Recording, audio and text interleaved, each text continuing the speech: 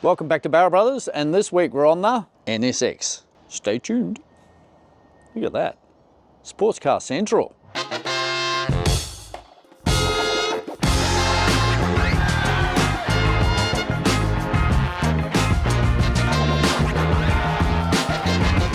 Okay, this week we're still in maintenance. Plan is to give it an oil change and a filter. I know that the previous guy just did it, but I don't know if he's put the right oil in it or anything. I like to know what's going on with my cars. We're also going to put in some spark plugs, some of these U-Butte NGKs, and the first of my fix-it parts has arrived in the form of a speed sensor.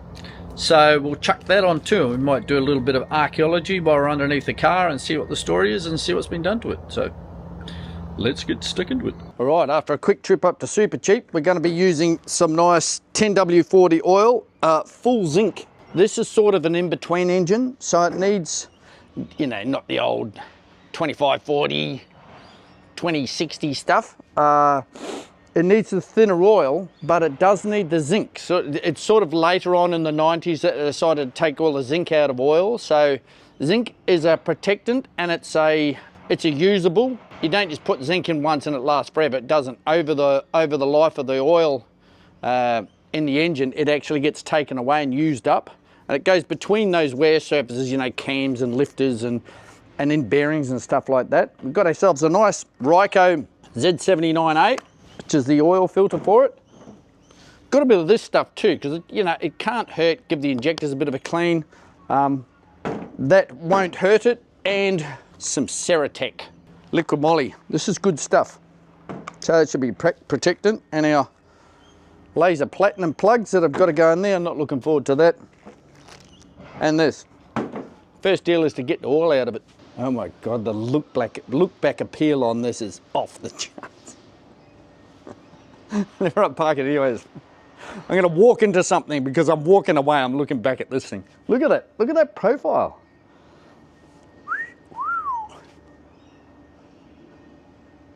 She's a sexy girl. Oh, speaking of which, a friend of mine, you know who you are, suggested the number plates NSX, ANYSEX. Isn't that a cracker?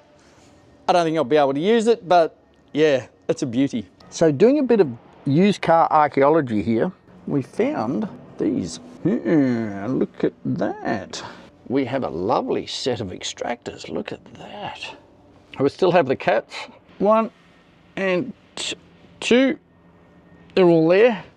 But yeah, extractors. So, and there's also this snap-on sticker on the cross member here. I found another snap-on sticker and it's on this. So we're not entirely standard. Curiouser and curiouser. It's probably why it's so barky.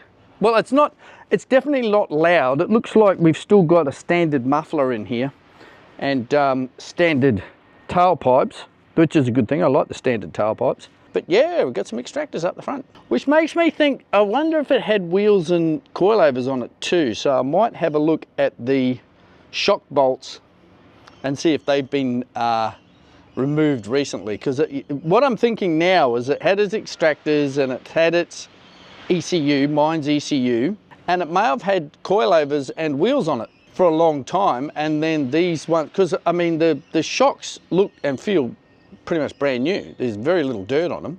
Maybe it's been changed back to original and then sold off, but the extractors and the ECU have been left there, so it's possible. The correct oil filter is not the Z79A.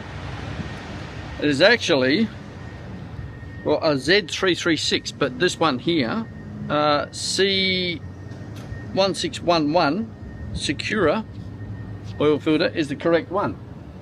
I can't turn it up the other way because I've already filled it up with oil, which is something that I do before I put oil filters on. Yeah, so forget the Z79A, it's wrong. Spin this one on, away we go.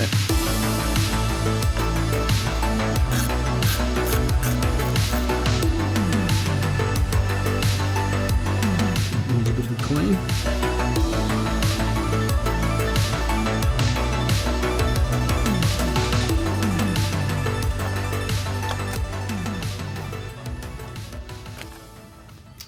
Okay, we finished the front bank. Now we have to do the rear bank down there. Actually, doesn't look too bad. I think we'll be able to get to it relatively easily. Now, this is my first Honda. So my first VTEC. Oh! I actually haven't done that yet, so I'm going to have to, probably want to take it round to Shed Club. Get my mates in the car. Yeah, so, and my first V6, I've never had a V6 before. I had straight sixes, I had a few of those, but I've never had a V6 before. So first VTEC, first Honda, first aluminium car. Yeah. Seems to be going pretty well. They're really well put together, I've got to say. So far, it's been relatively painless. Everything's kind of labelled, like FR for the front and RR for the rear. Yeah, I presume this is this side. That's cylinder 1, 2, 3, 4, 5, 6. So we've taken out 1, 2, and 3. We'll just have a look at the spark plugs here. These are the 3 that I've removed already. Up against a new one. So definitely due for a change. These are probably, looking at the age of them, and there's a bit of age to them. These are probably factory, the ones from the factory. It's only done 57,000 Ks, and these last, what, 100?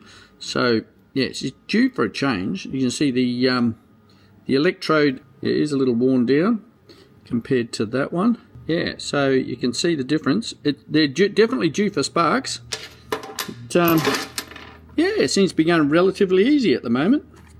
And the speed sensor looks like we've got the wrong one. I think I'll get onto Amiyama and get one sent across from Honda in Japan. What I'm doing too is, as I go through, I'm cleaning up the, see, all the rear ones have got RR written on them.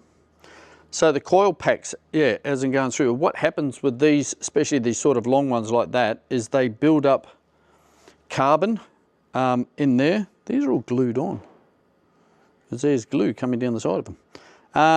Yeah, so I'm just doing it with a bit of silicone spray around the outside and then carefully down the inside, because there's a carbon tip on the end of there that you don't want to dislodge. So yeah, carefully down and cleaning out all the insides. If you've got too much carbon in there, it can jump a spark like around the spark plug.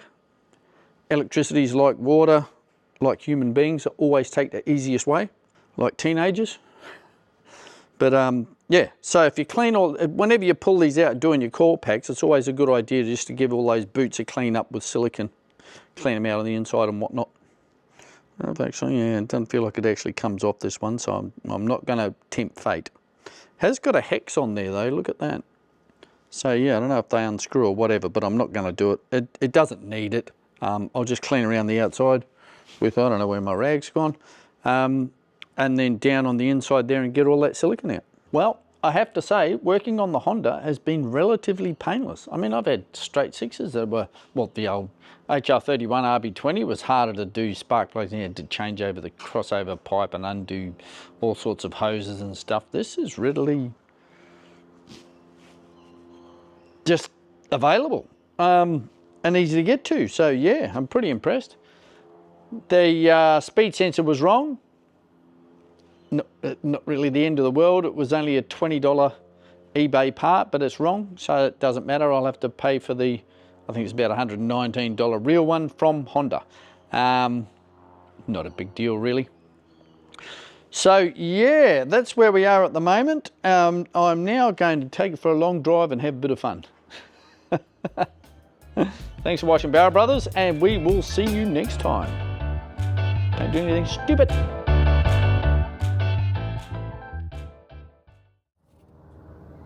I have decided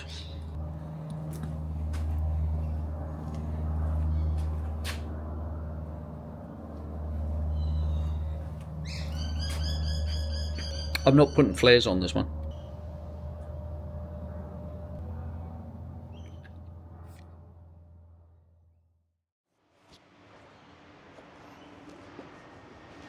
Oops, better turn it on. Always helps.